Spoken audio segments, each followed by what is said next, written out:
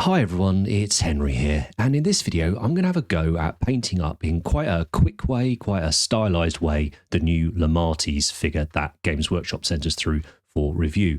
And it's fairly heavily inspired by artwork from people like Frank Miller, or the Angels of Death animation over on Warhammer Plus, or in fact the box art on the new Army set, Blood Angels launch, early access, codex box thing, whatever they call them, these sets they bring out. And really it was just I really loved the Lemartes miniature. I thought it was really cool. I have no intentions of painting a big Blood Angels army, but I wanted to do something with him, and the Death Company are so iconic and so cool. I just thought, I wonder if there's a way you can do it quick and you can have fun, and it does look awesome. And I think I've managed to achieve that. So let me know what you think. Let's paint.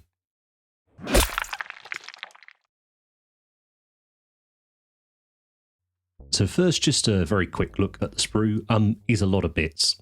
That was my first take home when I saw him, but went together like an absolute dream.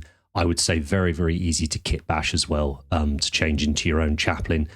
Easy to leave off the backpack as well and not have him as a jump pack chaplain, because he's not got any other bits and bobs on him to suggest, he's an assault marine or whatever. It's just the backpack. There's nothing on his legs and stuff. So lovely little kit to put together. Yeah, very, very impressed.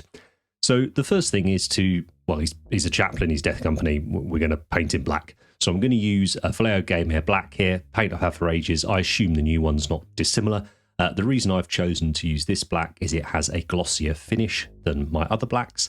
I'm airbrushing it on using our Cult of Paint Signature Series Infinity by Harder and Steenbeck. So it's got a 0.4mm needle and nozzle in it. I've thinned it about 50-50 with normal airbrush thinner, and I'm spraying it on there at about 20 to 25 psi, and you alter those things depending on the situation you're spraying in, but just a nice simple black base coat. And that's all I'm going to do to paint the black, except for sort of edge highlighting it.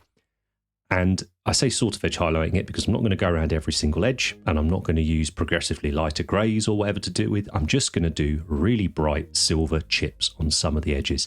And to do that, I'm using a mix. It's not an exact 50-50 mix. It's just a mix of the two Mig dry brush paints that I've shown you. I absolutely love using these paints for this sort of application. They're thick. They stay where you put them. They have a lovely, lovely amount of flake in them, so they're nice and shiny. And the whole, I guess, vibe with this thing I'm trying to go for, the skin on him, is a high contrast look. And I don't just mean contrasts of value, we're talking contrasts of finish, contrasts of colour, and all the rest of it. And the super shiny silver against the black armour, I just thought looked really, really interesting. And you just have to be sort of careful with you doing it. Although I consider this speed painting, and sometimes people complain when we say speed painting and show you how we do it, but for me, this is 100% a speed paint job. But that doesn't mean it's a sloppy paint job. It just means I'm doing fairly few stages, but I want to try and execute each of them well. So once I've been around and done a bunch of that chipping, I now wanted to give the armour its final finish. And I'm going to use satin here, again by Mig. The black paint that I'd used already has quite a nice satin finish, but I thought, you know what, let's not be shy, let's pump everything up a little bit. So I'm using the satin varnish here, and as you can see, I would consider this a fairly glossy satin, but again, that's exactly what I was after for that kind of stylized look. I've mentioned it in a previous Blood Angels video, but there's a painter called Migs over on Instagram from Iron Sleet, and I absolutely love his style, and I've loved some of the stuff he's done with his Blood Angels, so that was an inspiration for this as well. Now on Lemartes, there's lots of these lovely details, a sort of metal trim. I don't really know how to explain what they are. Shackles, maybe? But they're sort of clamped over his armour. You've got these Death Company crosses and stuff. And it's just a brilliant way of adding some detail to the miniature without it necessarily being that sort of classic embossed iconography and things like that. Probably my favourite part of this miniature, actually. And to paint it, I'm using a colour called Burnt Iron. That's very, very similar in colour to something like Iron Warriors by Games Workshop. But this particular type of paint, this Metal Colour Series paint by Vallejo, has a lovely fluidity to it. So it flows off the brush, super simple, and it makes it colouring in details like that very, very simple. Now, for the gold, I'm going to use Necro Gold here by Scale 75. A few of you have said you're having trouble getting hold of scale paints at the minute. Something like Blighted Gold from P3 is a very close colour. If you can't get hold of either of those, just have a look at what golds are available to you, and don't be afraid to mix in a little bit of black or a little bit of green to get yourself a gold colour like this if you need to. You can always mix metallics as well, you know, just as you would a non-metallic paint. So just giving them a base coat of the Necro Gold. Now for the silvers, I'm going to give them a very controlled wash using fairly heavily watered down Ratling Grime contrast paint. I would say I've thinned this at least 50-50 with water, if not more. And I am not just slapping it all over. I'm drawing the wash across the metal, and I'm trying to make sure I end my brush strokes in the recesses around the rivets. So what I want to do is create a sort of very gentle transition of that darker colour, but then also particularly deposit plenty of it around the rivets. And then once that was dry, I've gone in again and done a second coat just specifically around the rivets. And this is to, yes, bring a little bit of colour in or whatever, but particularly bring in more contrast, bring in more definition. We want this scheme to look very, very striking on the tabletop. And one thing that's going to help that is to make the model as readable as possible so we can identify all the bits on it, even though there's not an awful lot of colours that we're using. For the gold parts, I'm using roughly 50-50 mix of the watered down Ratling Grime and Druchii Violet. It's not important really, but to use those two paints. The important thing here is that I'm using the purple with the gold. Purple washes, green washes, dark red washes, brown washes, they all can really change how your gold looks and are a very efficient way of getting a different look to your gold. And I thought the purple would work particularly nicely here, particularly as I was planning on having a little bit of green elsewhere on the model. And we know that those two complement each other. I just wanted to take a second to say thank you ever so much to those of you that support us over on Patreon. So recently we've been having some Necromunda videos from me. We've been having the weekly podcast episodes have been going up on there with myself and Andy. And Andy is just about to embark on his Golden Demon project. So a huge thank you to those of you that support us there. Without you, we couldn't do this. And for those of you that can't support us over there, then likes, comments, subscriptions over here on YouTube make a huge difference as well. So thank you ever so much. Now there's one area of detail on the miniature that's very different to the rest. And this is because I've chosen to do his helmet silver rather than the bone colour. And that's the shoulder pad. So I thought a lovely chance to get a different colour on the model and get a different finish. So for here, we're going for a bone colour, and I've base coated it using Steel Legion Drab. I have thinned this probably 2 drops of thinner to every drop of paint. Again, I'm spraying the same PSI, I'm using the same airbrush.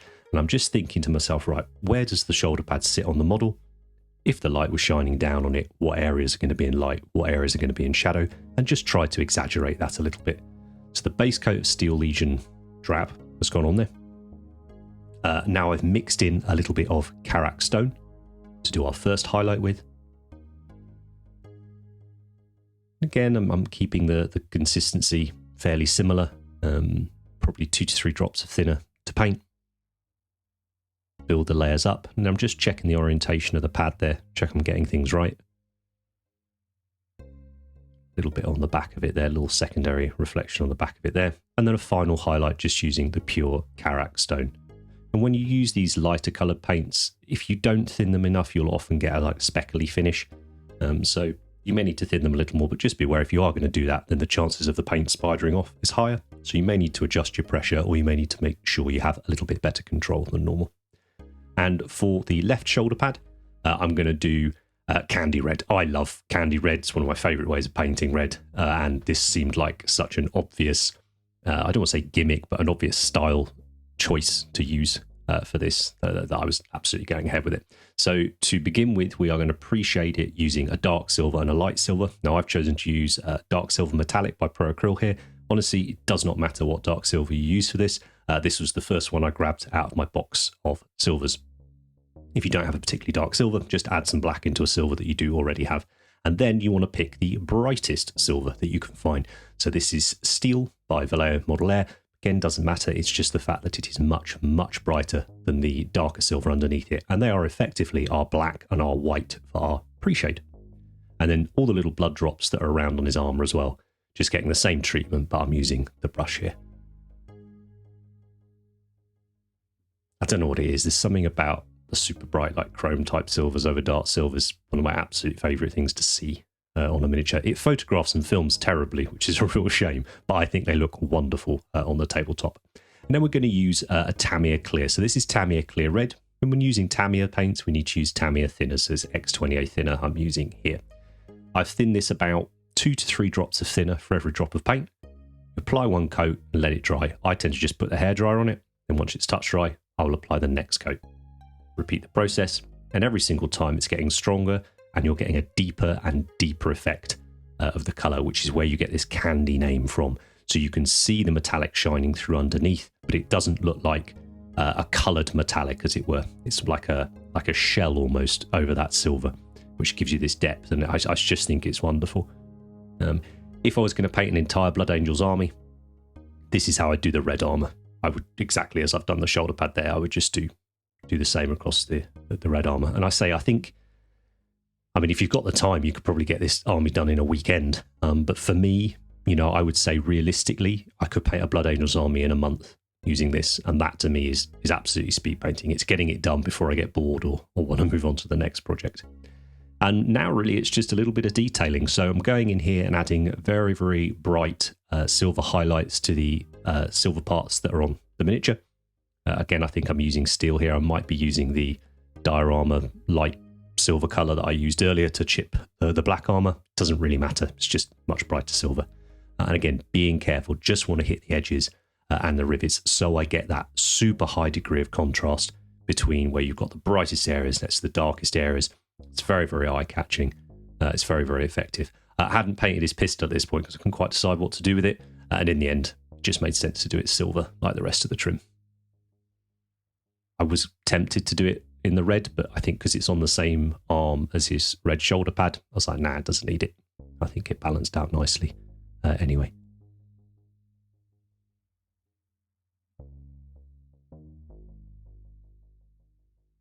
And for the gold, I've used Elven Gold here. It's just a go-to gold for me. Again, the main reason I've chosen it is it's much, much brighter than the Necro Gold that is underneath. I'd say what, gold, black, red, silver. It's just the best combo.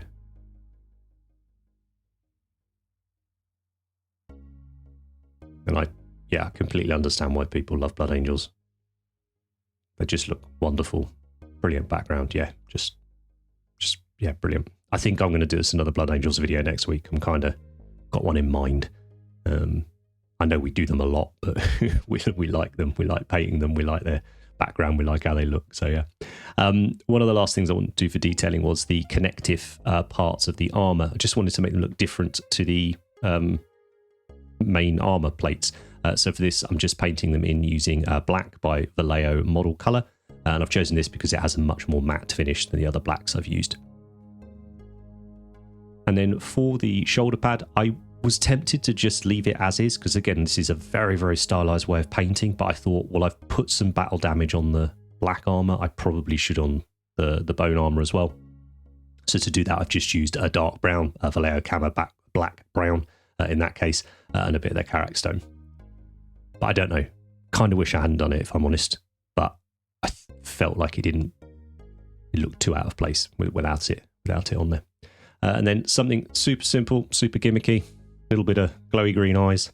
I've painted the sort of pupils here in white first, and then I've thinned the white down and I've washed it in around the recesses. And this is so that the pupils themselves will be more intense when we put the colour over the top. So that's proper opaque white, whereas that white wash around them has a little less opacity to it.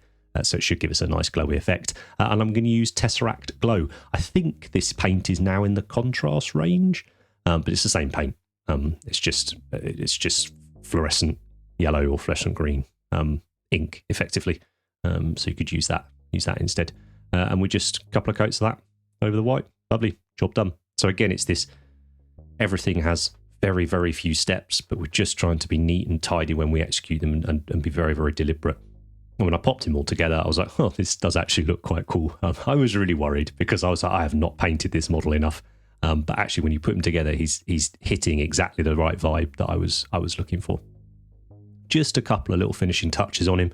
I've taken a nice warm, sort of purpley red brown, warm dark brown here called Bitume by Absalom 502. This is an oil paint. So I've thinned it down using mineral spirits, or white spirits, we call them here in the UK. I've thinned it down into a wash consistency that's about the same as something like your Agrax Earthshade or your Null Oil or whatever. Yeah, I'll show you on a bit of plastic now the consistency of it. And this is just because I just wanted to add this into a few of the recesses on the connective parts of the armour and a bit of the metals, just to differentiate them again a little further from the rest of the armour, just warm things up a little. So say over the silver parts and over the connective rubber parts. It's very nice to have a model as well that you can paint quickly and simply like this, but also if you wanted to take lots of time, I think this would be a very rewarding model to paint. The sub-assemblies are really, really obvious, very, very easy to achieve. The arms go on pretty normally. Shoulder pads are just normal shoulder pads. So the backpack just slots on. It's very, very easy to kit bash this model up or paint it in sub-assemblies.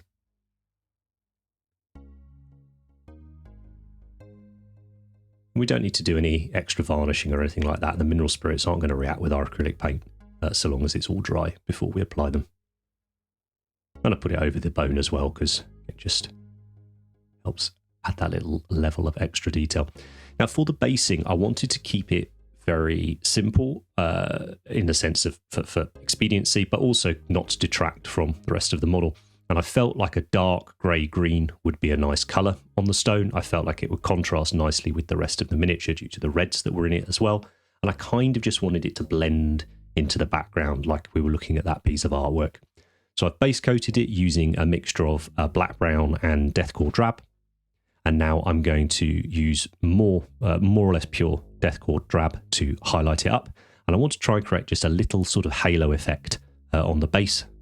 So angling the base away from me so that when I spray paint or airbrush the paint onto it, I'm only going to hit certain areas of those steps. You can see the angle that we're shooting down there, just using the paintbrush handle to demonstrate.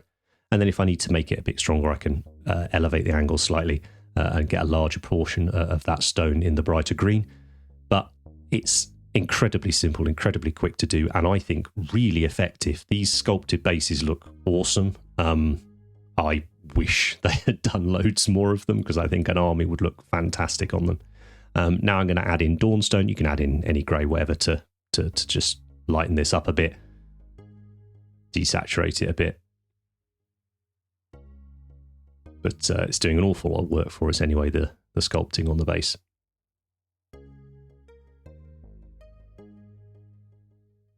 And again, thinning it little more than 50-50. I would rather apply a couple more coats and have sort of more control over it. And then to add a little bit of texture and some further highlighting, I'm going to stipple on the mix. So I poured the mix out of my airbrush onto my wet palette, and I'm using a dry brush here to stipple it on. So I'm not dry brushing the miniature here, very much stippling it. So I've got a very, very dilute paint on there. Shouldn't get any streaks or anything like that. And it's just, say, giving some texture to the stone, but also doing a little bit of highlighting work for us as well. I'm not doing it all over, just focusing on those areas I want to bring the highlights to, or I want to bring a little bit of additional detail to. But I'm really satisfied with how this came out, and I think if I was to do like a ruined temple type basing scheme for a project, I would be very, very tempted to use this recipe. I think it would work brilliantly with just about any scheme. And then just to give it one final touch, because I like using oils and I like how they look, I'm using a green-brown oil here called Industrial Earth. I'm thinning it down into a thicker wash than we did earlier with the bitume. I want this to have quite a strong effect once it's on the model and dry. So just adding the mineral spirits a little bit at a time. If I'm doing a big project, I will use an artist grade mineral spirit, something like Sansador by Winsor Newton, sans odor, no smell, low odor. Lots of brands do it as well. But when I'm just doing quick jobs like this, I just use DIY store white spirits. They work absolutely fine too. They just pong a bit. So all the acrylic paint is dry. No need to do any varnishing. I'm just going to apply this oil wash in and around the cracks. Bring a little bit more definition, a little bit more interest to the base, but very, very simple to do. But again, I'm thinking in my mind, speed painting an army, you could do all the bases in one evening comfortably. Or even one of those grab 5 minutes here before, breakfast, 5 minutes here when you get back before dinner, then maybe 10, 15 minutes, whatever, it's every step is very, very simple, easy to replicate. basically, I'm saying all this because I'd love someone to try and go and do this scheme on an army. I'd love to see how it works because I think it's really cool. So yeah, let me know if you do. But very, very, very happy with the how the stones come out. Actually, as I say, I'm quite keen to figure out something I can use this recipe on.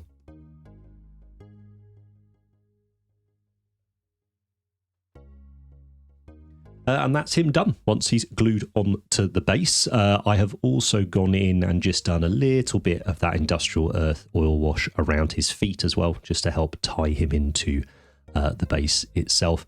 But yeah, I hope you agree. It's quite striking. The colours obviously are, but I'm really pleased I went with the quite high contrast sort of difference of finishes on the model as well. With that satin armour, with the metals that have been dulled down, with that lovely sort of candy, shiny, high gloss red that's on there.